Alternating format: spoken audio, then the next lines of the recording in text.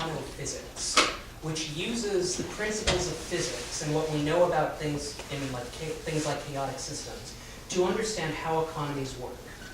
Now, here's an interesting little thought experiment. Suppose everybody in this room had $1,000, right? And then suppose I randomly selected 2 people, and then we flipped a coin. Heads, you give $1 to you. Tails, the second guy gives $1 to the first guy, right? I mean, that's a market. It's a good simulation of a market. Now, here's the interesting thing econophysics has actually discovered. Markets inherently lead to inequality. If you had, like I said in this game, everybody had $1,000, we randomly selected 2 people and we flipped a coin to decide who gave money to who. If you had that pattern over a long enough period of time, sooner or later, they would end up with a small number of people with a great deal of money, a large number of people without any money. And here's the thing. The reason why I'm hesitant about markets is because there is an inherent dynamic towards inequality within markets. And I think one of the most tragic examples of this is in a country called Yugoslavia in the 20th century. Yugoslavia, which was run from like the 1940s until 1980s by a communist government, was a communist government that was actually on our side during the Cold War. In Yugoslavia, they had something called market socialism, where they had the entire economy based on workers' cooperatives that also competed with each other. So like free market and workers' cooperatives. The system worked fine for about 20 or 30 years. But sooner or later... You think it worked fine for 20 or 30 years? I'm being very brief. relatively... Never hear about you. The problem was that sooner or later, in spite of the entire economy being based on workers' cooperatives, some workers' cooperatives ended up extremely wealthy, other workers' cooperatives ended up quite poor. Towards the late 80s, early 90s, most of the wealthy workers' cooperatives were towards the northern part of the country where they were most economically integrated with the rest of Europe. The wealth disparity led to political secession movements, which led to the breakdown of the country. And again, this was an economy that had been based on workers' cooperatives, but because they had market competition, sooner or later they drifted towards inequality all over again. The reason why I personally support a planned economy is because it allows equality to sustain itself. Where has that happened? Oh, wait. Well, Other questions? Yeah, let's go. Anybody else has? Oh, we have one. I'm not sure if you're familiar with the Zapatista movement in Mexico. Yeah. Where would you place that in the context of today's discussion between communism and anarchism? Because it started off, obviously, as a Marxist insurgency. However, today it still possesses the workers' cooperatives of the coffee growers. However, there is no strong central core to the government. It's basically a network between the communal villages. So, again, where would you place that in the context of today's discussion? I would call it impure politics, exactly the kind that I favor. I think it's working between and among different systems, and I think it's the stronger for that. I think adhering to the party line, so to speak, would have hastened its demise.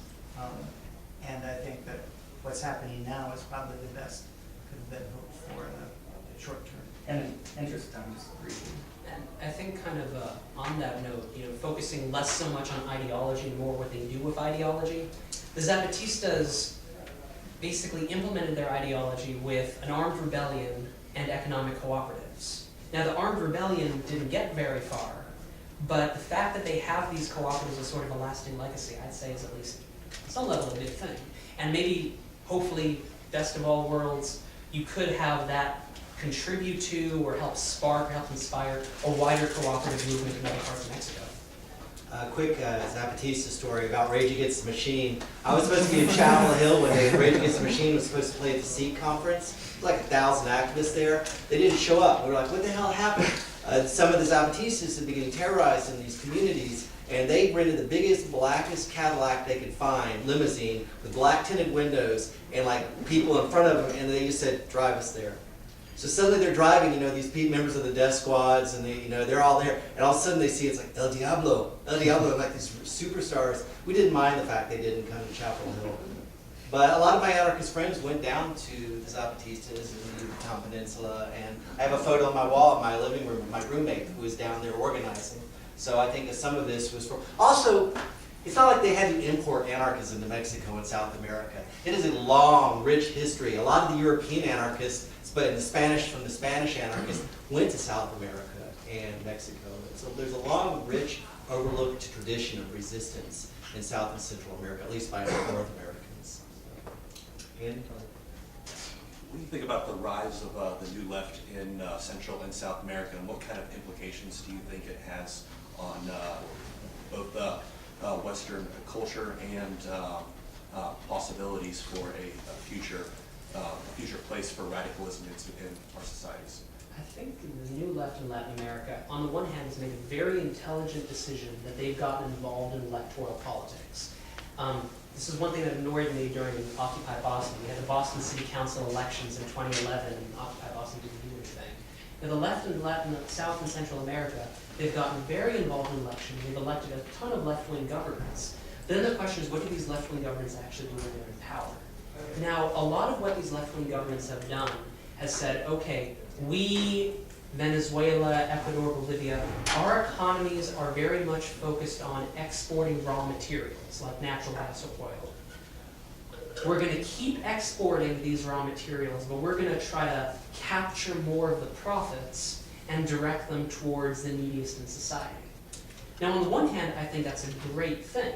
But on the other hand, there's sort of a longer-term question here, and that is, if you're still dependent on selling exports for your country's economy, sooner or later that's a longer-term economic issue that has to be addressed. And I think some governments are trying to address that, some aren't, but at least they're trying within the confines of what they have available to them to direct more money towards the needy. Yeah, what did the French say? A government should fear its people just a little. I think they're changing the dynamic to where the government fears the people just a little, not the other way around. I don't think people should fear their government. I think that example, is going to have, and sure, they've built some left-wing governments, but they've also toppled their governments when they've had to. And I was in Guatemala when the death squads were at the end of their activeness and learned how to identify bodies. If they had blowtorch burns on them, the cops had done it in interrogation because they would dump the body where it was visible. It was a military hit, they would dump it out in the fields. That ain't happening anymore, as much. So I think that, propaganda of the deed through example, that's how it will influence our politics. When you see Mexico and South America and Central America and the rest of the world that are so far ahead of us in egalitarian governments and governments that fear them rather than the other way around, that it may inspire Americans to do the same someday. And I think it has to. Speaking of that fear, to pose sort of a pretty simple question, what's the take on the Second Amendment in terms of anarchism and Marxism? Second Amendment As a protects the defense first. attorney. Well, the Supreme Court has said that the clearest interpretation as to why we have a Second Amendment is to protect ourselves from our government when, not if, when it becomes tyrannical. That's the whole structure of it. So you're for it, obviously. You're pro. Well, I grew up around firearms, Sure. but I'm for history. Okay. I've studied what happens when the populace starts getting disarmed. It makes me fundamentally uncomfortable. Sure. But then again, I think some people should have all the guns they want, but shouldn't be trusted with bullets. I think if we're going to be in an armed society, there should be basic gun safety classes in elementary school. People should learn these basic, I think that would help a lot. But, when the people don't have guns, only the government has guns. When the Jews were fighting in the Warsaw ghettos, they didn't want propaganda, they wanted guns. Then again, I hate firearms. It's wiped out so many species as an environmentalist. I find so many deer with holes blown in them. You follow their blood trails by slob ass hunters that won't follow their kills. I think that there's a conflict there, and it's unarguable. People die. There are idiots that shouldn't have firearms that do. But the biggest idiot of all historically has been when the government starts stripping weapons from people. Could we have, I'm sorry, Dr. Dunn. I think in this instance, principles are less important than results, and what we need to look at is the effect of firearm policies. There are lots of ways of studying and documenting those effects, and if we make principle at like the right to bear arms supreme, I think we miss important evidence that might direct us I otherwise. assume you would say the same thing about the First Amendment too. I think that's more fundamental to a democratic process. I really do. And the fact that I see places where firearms are much less common doing equally well or better at democratic process than we have makes me less prone to stand on principle in an instance like that. You got a question? Now, I may be completely wrong, but I can't think off the top of my head I have two questions. Any kind of civilization, ancient or modern, that has had a majority kind of, not, so ruling might be the wrong word, but ruling anarchist kind of government, people that kind of ran things, and, you know, if there was, if the anarchists had their way, how would they, quote unquote, govern society? How would society function without somebody at the head or a head group of people deciding what to do? Let me answer that. A good book to look at would be Debt, the First 5,000 Years by David Graeber.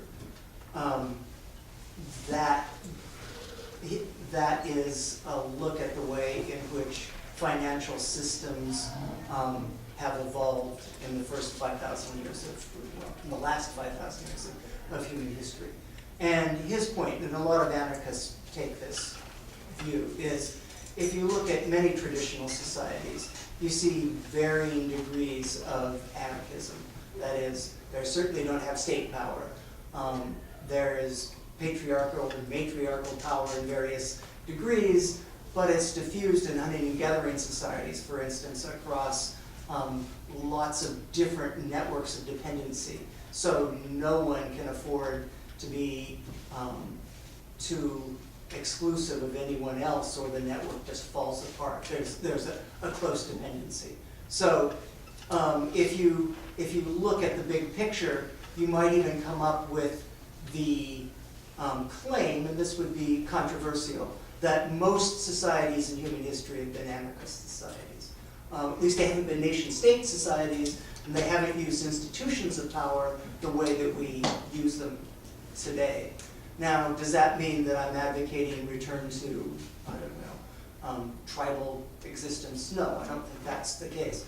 But if we miss the fact that people find ways to get along and cooperate in a wide variety of situations without resorting to formal codes, institutions, rules, if we don't see that at least indicates the possibility of other ways of doing things, then I think we've missed something important. A lot of social research has looked at instances where order breaks down, like traffic signals fail or something like that. And in a famous example that anarchists love to cite in Germany, the fact is that traffic in many cases runs more smoothly when the lights aren't there and there's no traffic cop to direct traffic, because people spontaneously take responsibility for making sure things get through. And that would be an example of anarchy in action, according to this. The short answer I would give to your question would again be at least ancient Athens. Now again, ancient Athens existed under slavery, so they excluded slavery and women, but in terms of how their actual governing structure worked, they used lot, not elections, to choose their juries, to choose their executive branch, to basically govern the bureaucracies of the city, and they obviously selected their legislature by lot as well. So, say if we wanted to implement that sort of direct democracy in the United States, imagine having national referendums and national ballot initiatives. Imagine selecting the United States Senate 100 randomly selected people instead of electing them. Imagine having the judicial system based entirely on juries and not on professional judges. And then imagine running the bureaucracies. I mean, instead of having a cabinet member, say, running the entire Department of Education, having the Department of Education run, say, partly by a cabinet member, but also partly by a board of concerned American citizens who want to take part in governing their own education system. Again, it's sort of like imagining running the local school systems not through elected school boards, but through local volunteer PTAs. And by the way, Switzerland actually does have national referendums and ballot initiatives on a national level right now. And I think it would be a great thing if we had that in this country. Also, what is this thing called government? Where is government in this room right now? This is an anarchist setting. No government is keeping me from robbing you right now, or asking for, beer money or any antisocial act. It's because human beings and everyone in this room is fundamentally decent. Most of our life experience doesn't involve, to your own definition of decency, but most of our lives we don't interact with the government at all. You might interact with an officer periodically, or when the interaction is usually negative, visiting the IRS. But most of our lives are just people interacting with one another without the intervention of a nation state to either make it worse often. So I would argue that throughout any almost empire, as long as the nation's not involving itself between people's free associations, you have examples of anarchy. But I saw a hand up in the back. Oh yeah, I was just going to say, if we're going to talk about how anarchic principles can help with the society, we just look around what's happening every day now. I mean, the anarchic orders showing up all over the place. I mean, if you look at Creative Commons licensing or something like that, that's a great way to squash intellectual property laws and get stuff out there for the commons. That's a great way. MOOCs, massive open online courses, a great way to reclaim education and start giving free education to people. There's a lot of work that could be better than ecologically. There was an old thing with natural resource management, decide, announce, defend. Centralized authority knows, hey, these are our statistics, these are our numbers, this is how we can best manage an ecosystem. Well, that failed. And what you have now is adaptive collaborative management, where it's like, wow, we actually need stakeholders. We actually need to return this government back to this community, because the community is going to know how to do things better. That order is everywhere. Now we're still dealing with the government that's taking control of it, but the theme of the 21st century is decentralization. May I pose a question to you? Yeah. How do we protect ourselves from corporations without government? Ooh, how would we do that? Well, because the corporations are a product of the government. Right. So without the government, you probably start really descaling corporations. And I think cyberspace is really one of the places where the kind of conflict between libertarian and left anarchism is coming to a head. It is a really significant fact, as I was saying in my paper, that the heads of Oracle, Google, Wikipedia name their children after Ayn Rand characters. This is not accidental. They profess that publicly, and yes. it's often, but I think there is a great deal of collaboration with the state, especially. Well, but what I'm saying is, yes, there's a lot of collaboration with the state, but they're also pushing a kind of a version of libertarian anarchism that disguises what I think are politically suspicious commitments and values. And this is where anarchists need to be creative and up their game in the face of that kind of competition. And that's where at least one important battle is going to be fought. And it's being fought in different ways, but I think the jury is still out on what's going to happen. And you want to respond? Well, just to add to it, I guess the anarchist tradition is, what authority is legitimate, what authority is illegitimate. Illegitimate authority needs to be dismantled. So there's this idea, about a government, well, who's going to regulate corporations, who's going to take a look at Wall Street, who's going to do all this, but, actually existing capitalism is impossible without the state. So if you start dismantling illegitimate authority, you're not only doing that with governance and rule. Anarchy isn't without order. It is order. It's highly ordered or highly organized society. It's just absent of rule. So if you start taking away the privilege, and every good socialist knows if you want to make things more egalitarian, you have to abolish privilege. So you have to abolish the privilege that allows these systems of power in the first place. And so I just think deconstructing that authority and where the internet is going, I mean, I think you're gonna start seeing stigmergic or anarchic revolutions all over the place, just like we are now. As a lawyer, I can tell you where the internet's going. Congress already tried to limit it once and failed.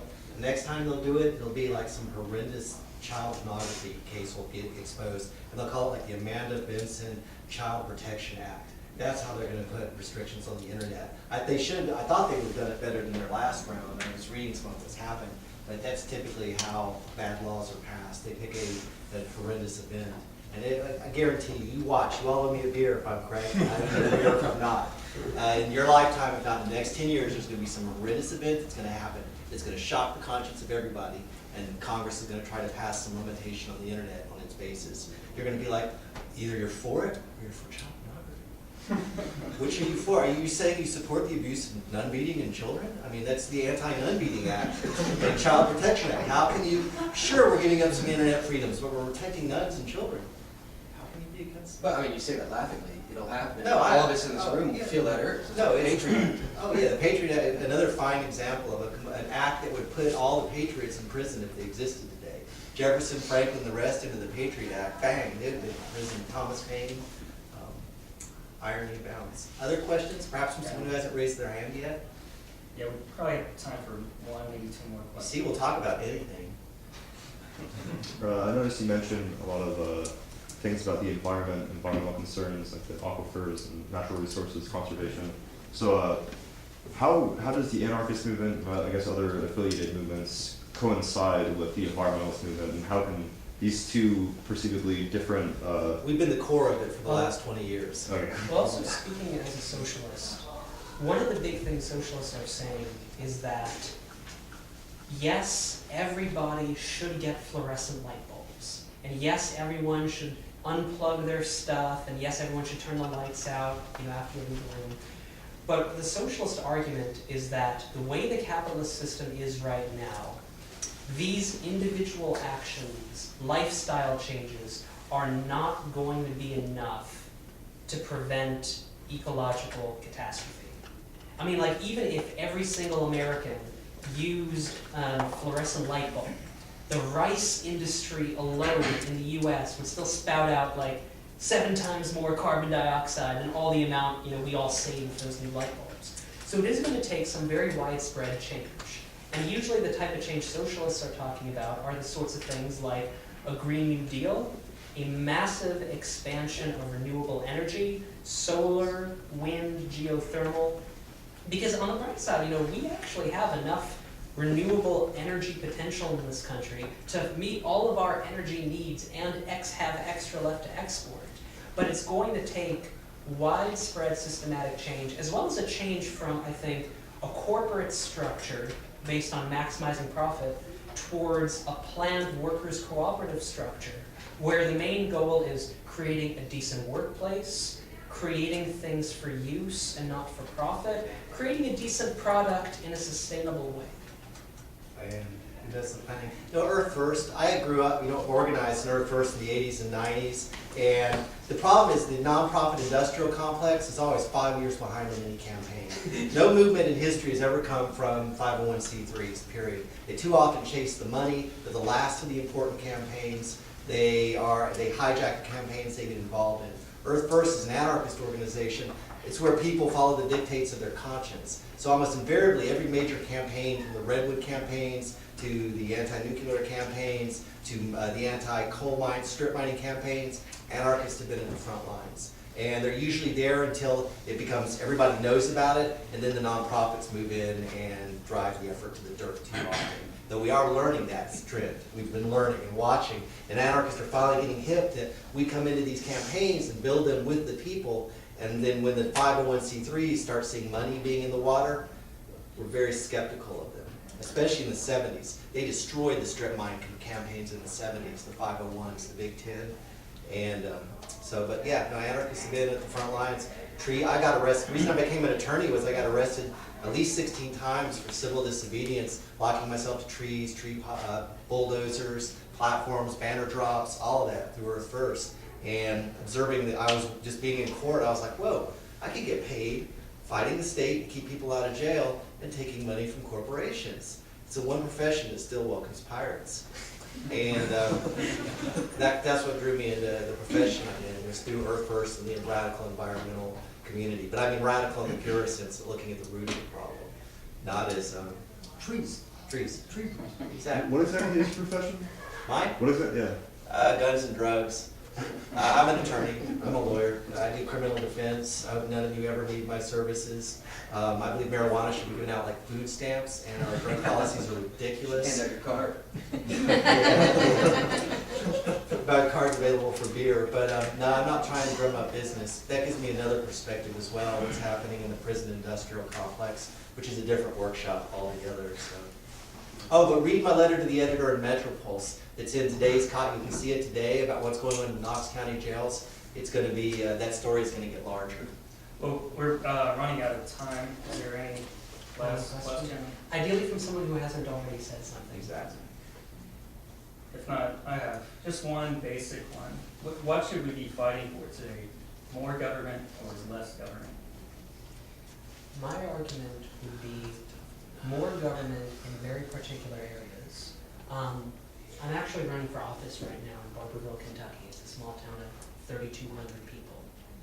Now, I'm running on a platform of increasing the amount of participatory democracy in local government, increasing people's say over their local government, and creating a public bank in Barberville. Because public banking is one of the few innovations that can help advance an alternative to capitalism, that can create jobs, and that can actually be implemented locally. So I'd say, for me, and again, this is my bias, we could fight for things like public banks, in addition to a whole host of other things, depending on the needs of each community. And I'd say the bigger question is, regardless of how you fight for whatever change you choose to fight for it in a way so that you can show people, yes, I have an alternative, here's how we get to point A to point B, and here's why you should join our group fighting for this alternative. Because most people do not join a group already converted to anarchism, already converted to Marxism. They join a Marxist or anarchist group because the Marxist or anarchist group is fighting for something that they believe in, is fighting for something that they want, and the experience of fighting to change things leads to an entirely new way of looking at the world. So I'd say more like how you do it rather than what you do it on. Yeah, I would say that that's the wrong question to ask. I think that more or less government is a distraction from what it is that you're trying to accomplish. And in some cases, it's obvious that the only extant way of dealing with this situation is the government.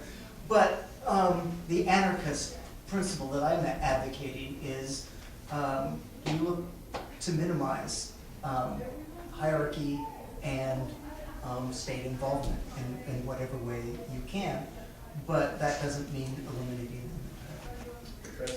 More government, less government, self-governance. That's what you need to be fighting for, self-governance, and distrust anybody that tries to take that away from you and fight for that. And then you can't go wrong. All right. Okay. I think we're out of time.